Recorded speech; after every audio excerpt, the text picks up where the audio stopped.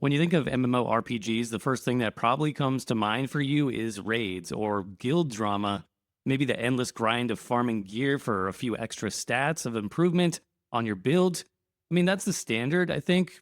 Coordinated teams following your raid leader and players willing to sacrifice their sleep to get the best in slot items because why not? That's how you get powerful in an MMO. And for years, that's exactly how MMOs were marketed to players as games built for group content and not much else.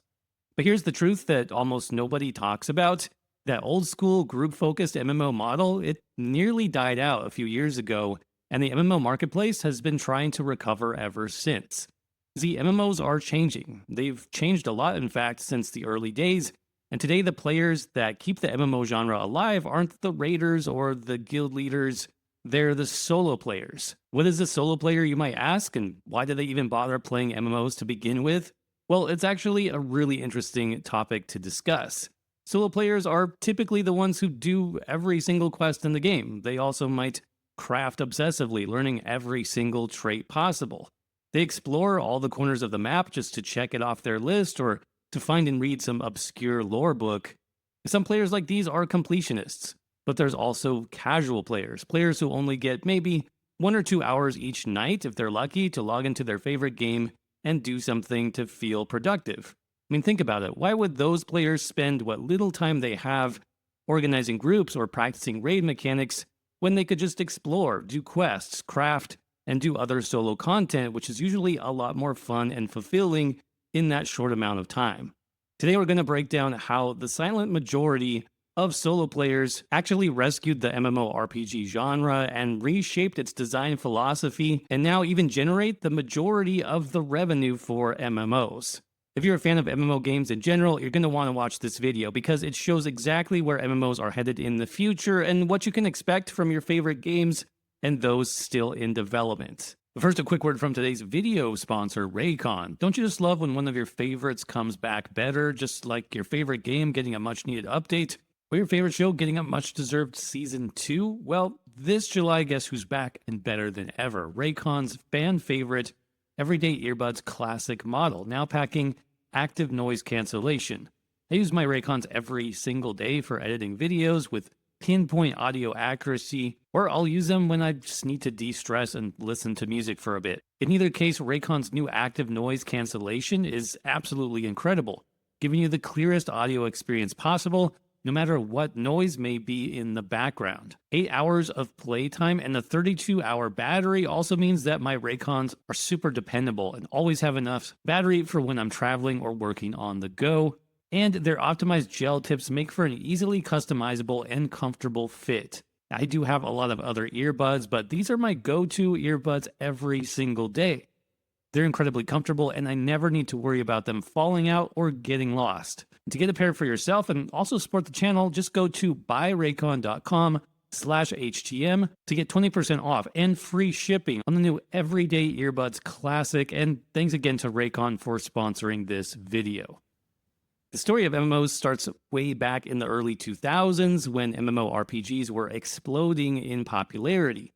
Games like EverQuest, Dark Age of Camelot, and World of Warcraft were dominating the market at that time, but these games were built around one single idea. If you weren't part of a group, you weren't really playing the game.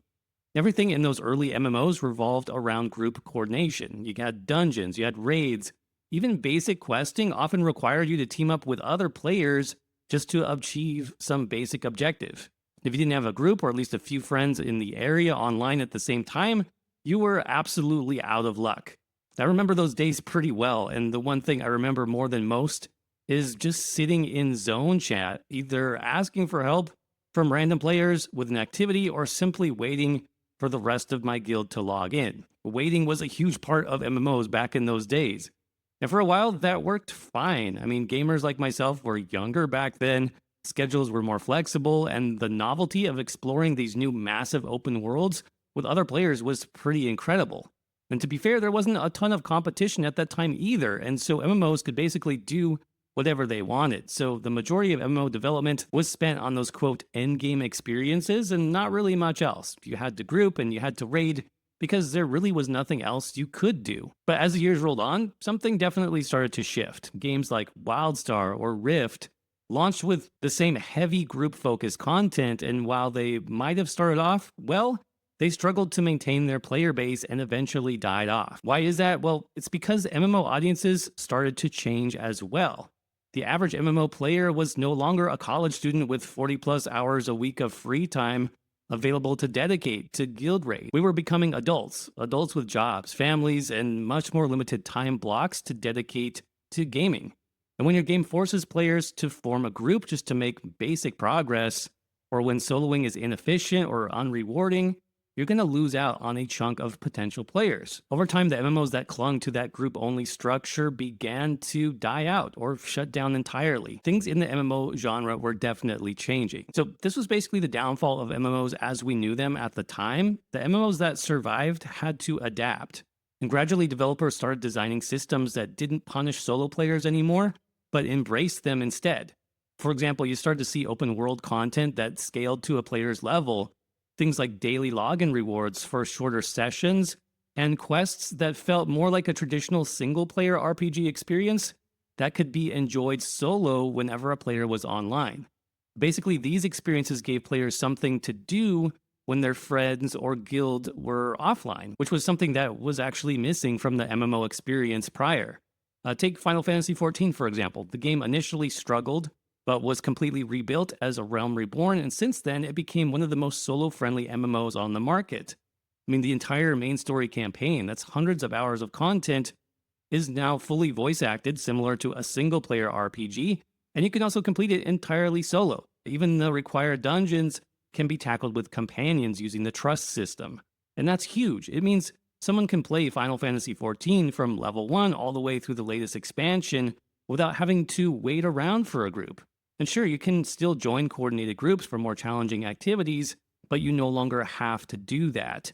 You now have options and more freedom to play the way that you want. And then there's my favorite MMO, The Elder Scrolls Online. Originally, this launched with a much more traditional MMO format. ESO gradually pivoted towards its roots of the franchise of The Elder Scrolls, particularly rebranding and rebuilding to fit the mold of The Elder Scrolls V Skyrim, which hit the market just before ESO launched and changed the face of single-player RPGs forever. See, ESO was actually on a downward spiral from the beginning, as players didn't recognize the game as having the same Elder Scrolls DNA. They basically just wanted Skyrim with friends. In fact, it was that solo immersive storytelling that defined the Elder Scrolls franchise that ESO players were actually looking for. Luckily, though, ESO did shift its development approach, and it responded pretty quickly to player feedback, eventually gaining more momentum and becoming one of the most popular and successful MMOs on the market because it did shift to a solo-first experience. I mean, today you can log into ESO, pick any zone in the game, and just explore. Every quest is fully voice-acted, companions can even join you in combat, and almost every piece of content can be completed alone or with those same companions. Even solo arenas exist as well. And yes, even games like World of Warcraft, which is considered the gold standard of group-based MMO design, have begun to make major strides in the solo MMO experience. Features like letting you choose how you level, unlocking transmog appearances, completing storylines, and tackling world events while solo is now possible. And that shift, I would argue, is not a coincidence. It's actually a response to how players are really engaging with the MMO genre today. So here's the truth that breaks down the old school MMO mindset. Solo players are actually not the minority in these games. In fact, in most modern MMOs, solo players are the majority of players. And beyond just being the largest group, solo players are often the most important from a business perspective as well. I mean, think about how solo players engage with these games. They're not here for, high pressure min-maxing to finish a raid once, get the achievement, and then never come back. They're instead living in that MMO whenever they have a few hours of free time. They're basically in it for the long haul, for consistent personal progression, whether that means maxing out their crafting skills, decorating a house, or finishing every quest in the region. And that's actually much better for game publishers because it means those players, the solo players, actually play a lot longer and more consistently over time. And more importantly, they spend money on the kinds of content that keep those same studios going. I mean, if you want proof, just look at the Elder Scrolls Online. In ESO, Solo players are mainly the ones buying new chapters on release day, not really to access the newest raid, but to explore the new zones, new fully voice acted stories, and to earn collectibles. They're the ones subscribing to ESO Plus. ESO's pay for convenience monthly subscription for features like its unlimited crafting bag, extra inventory space, and housing slots, all quality of life systems that make solo play much smoother and more enjoyable. And don't even get me started on housing. Many ESO solo players are spending hundreds of dollars on new homes, furnishings, and visual upgrades for the housing system just to express themselves and build something that's personal to them. Now, in Final Fantasy XIV, the glamour and housing systems are two of the game's biggest money makers as well. People aren't paying for raid gear, they're paying for fashion, of course, for that personal identity. Now, these monetization systems aren't really targeted at hardcore group players. They're built around that solo audience, and they really work because these players are more invested, more consistent, and they spend more time in the game over a longer period of time. So while raiders often dominate the forums, Reddit threads, and YouTube comment sections, it's actually the solo players quietly paying the bills for these games, one outfit and one story chapter at a time. I mean, one of the clearest examples of this evolution of MMOs is the Elder Scrolls Online. Now, if you played ESO back at launch, you'll remember it wasn't great. The game was originally built to mimic other MMOs of a previous time period. Think tab target combat, ability bars with tons of skills, and content that pushed players into groups and traditional roles. And that's despite being based on the Elder Scrolls franchise, arguably the most beloved solo RPG series in gaming history. So why didn't ESO feel like Skyrim even though it released afterwards? Well, it's because when development began, back around 2007, 2008, the developers, especially the studio director at that time, Matt Firer, were pulling from their experience, again, with those older MMO-type games, especially Dark Age of Camelot. Skyrim wasn't even around back then. In fact, the original vision for ESO was to blend Camelot-style PvP with a World of Warcraft-style PvE system, and then wrap that all in Elder Scrolls branding. They actually spent several years developing that as the game, but then Skyrim launched in 2011, and it changed everything. Skyrim was a cultural phenomenon, selling millions of copies, and basically defining what players expected from the Elder Scrolls experience. Immersive, solo, exploration-heavy content, and the ESO dev team saw that, and in a famous meeting in 2012, they admitted that ESO didn't feel like Elder Scrolls at all, and that it had to change, and that led to a late-stage development pivot that added tons of solo-friendly features into the game. We're talking first-person view, traditional to the Elder Scrolls games, free aim combat, fully voiced NPC dialogue, which is huge. There's hundreds of voice NPCs in the game, eventually scalable world content,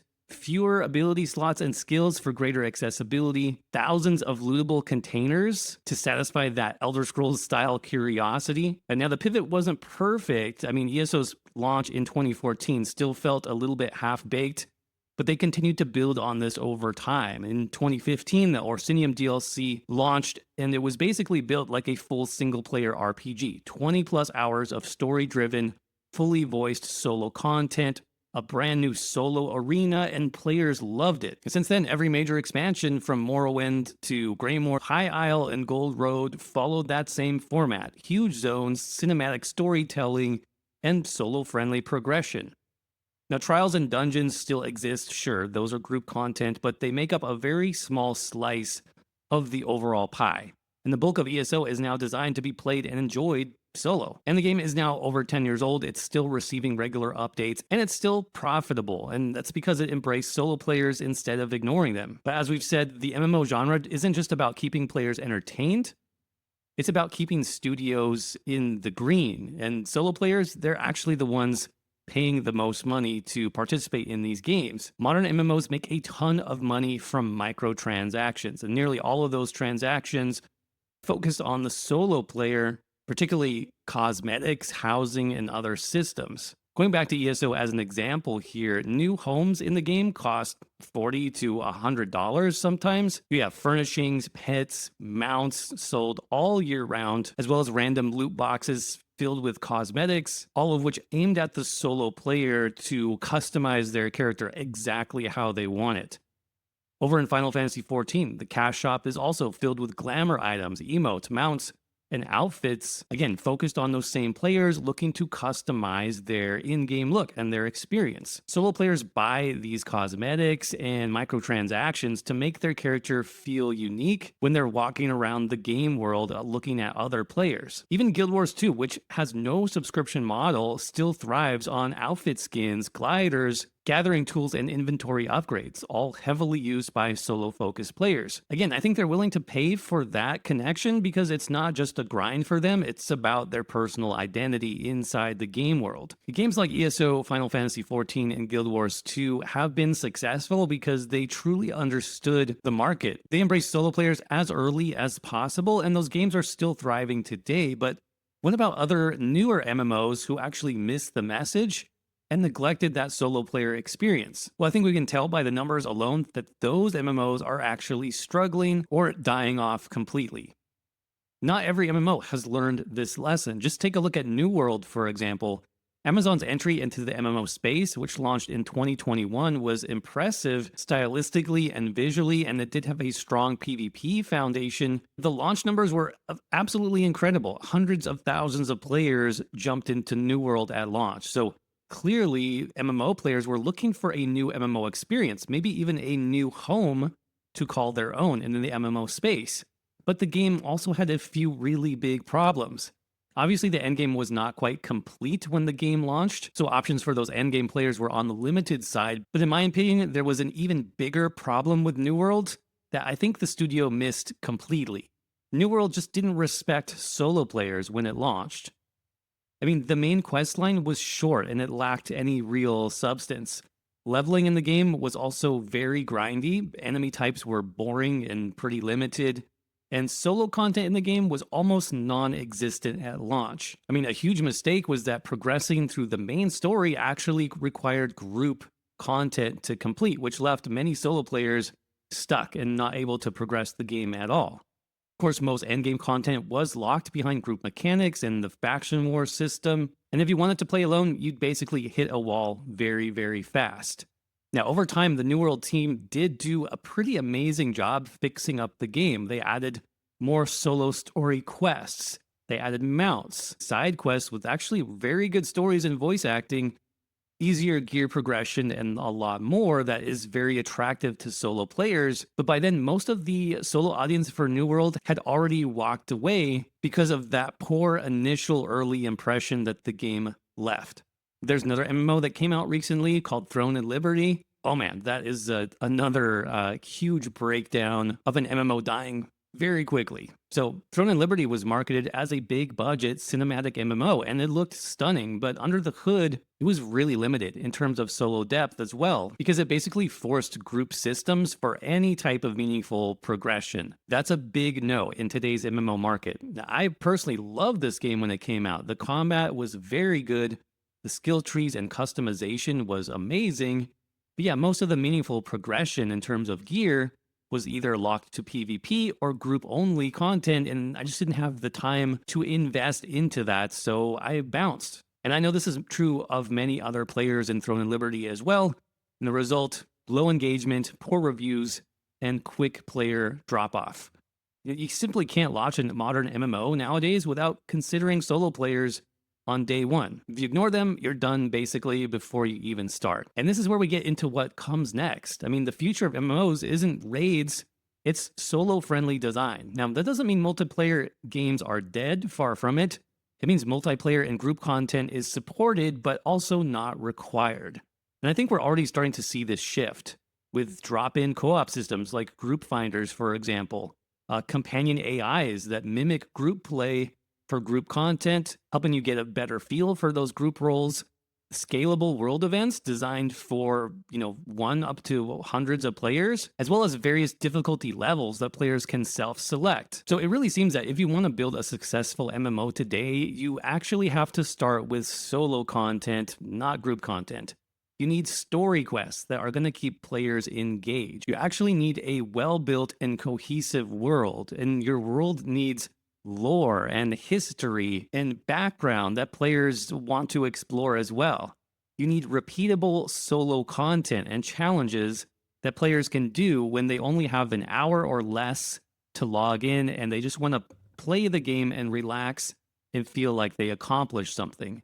You need viable progression systems that aren't locked to PvP or hardcore group challenges. Once you do that, you actually have a baseline. You have a viable MMO that any player can jump into, and then you can layer in the group systems after that, including group raids and trials and PvP and all of the end game stuff that can exist when you have a healthy balance and a healthy base of solo players in your MMO. So as I said, this is really the shift that's happening in MMOs and what's causing some MMOs to thrive and the rest of them to die off and become extinct. Those games that have survived and evolved, it's because the solo players kept showing up. They kept playing, and more importantly, they kept spending money consistently in those games, forcing developers to really rethink what an MMO could be doing. So the next time somebody tells you your favorite MMO is just for groups, remember, without solo players, many current MMOs would be extinct, basically non-existent. But what about you? Let me know in the comments. Are you a solo player? Which MMO gets it right for your play style? I would love to know. Drop a comment, and as always, thanks again for watching.